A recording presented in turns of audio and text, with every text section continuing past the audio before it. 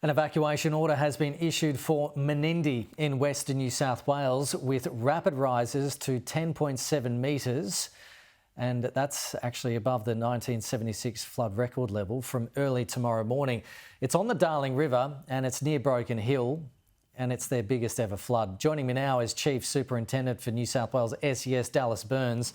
Dallas, thanks so much for your time today. So is this rain, is this the floodwater that's come from the rain and the flooding from eastern New South Wales months ago that has travelled downstream to western New South Wales, or is this a combination of that and some recent rain as well?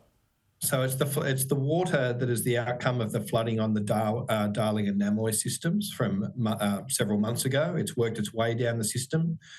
We've been aware it's coming for a long time.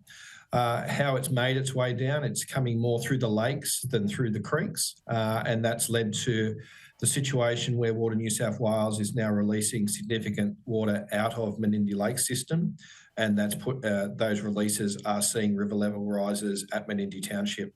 So what's happening with the locals there? Is the whole town being evacuated? Are they cut off? Can you get supplies in? Where are they going? Can you talk us through the logistics of what's happening? So we've got an evacuation centre set up in town at the community centre. So not the whole town is not going to be flooded. There will be some properties that will suffer inundation, and we've mapped those and planned those. The town was door knocked a couple of days ago to advise that we're going to have to put an evacuation order in place due to the forecast level of the river. And that level of 10.7 metres is forecast to be reached tonight. And the briefing we had from the Bureau earlier noted that the river level may actually go slightly above that. There was also an evacuation warning for Tilpa, which is on the Darling River as well. I think that's about a 2-hour 40 drive from Cobar. That's also in Western New South Wales. Has that been updated? Are those people still under an evacuation warning? Yeah, we've still got watch and acts in place around those areas. Okay, no worries.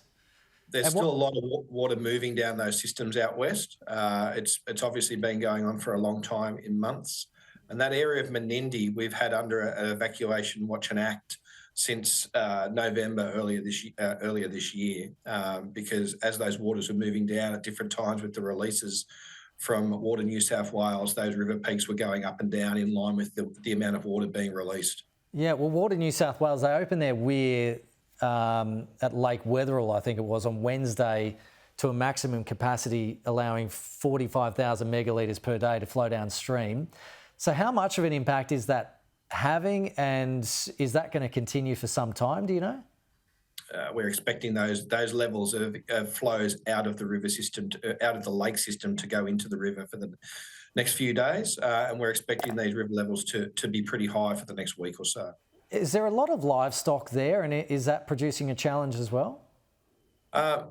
Probably more domesticated livestock than anything else.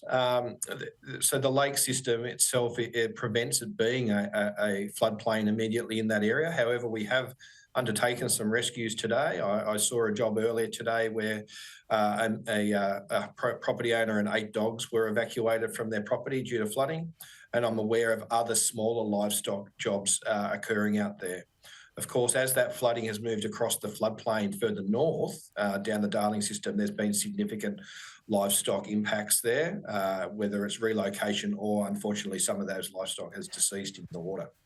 Dallas, across eastern New South Wales, we've seen some quieter weather over the past month or two, and we haven't had too much in the way of flooding. We've had some beautiful sunshine of late. Has that allowed a lot of crews to have a break and have a rest after what's been just a relentless couple of years, and the flood zones have actually reduced in size and now only affecting a couple of areas left?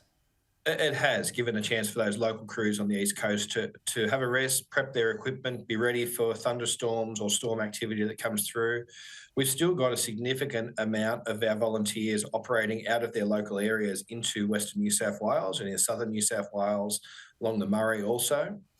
So still very operational. However, absolutely the last 3-4 weeks where we haven't had a rain front coming through and topping up those river system has allowed us to scale back our responses over the last few weeks.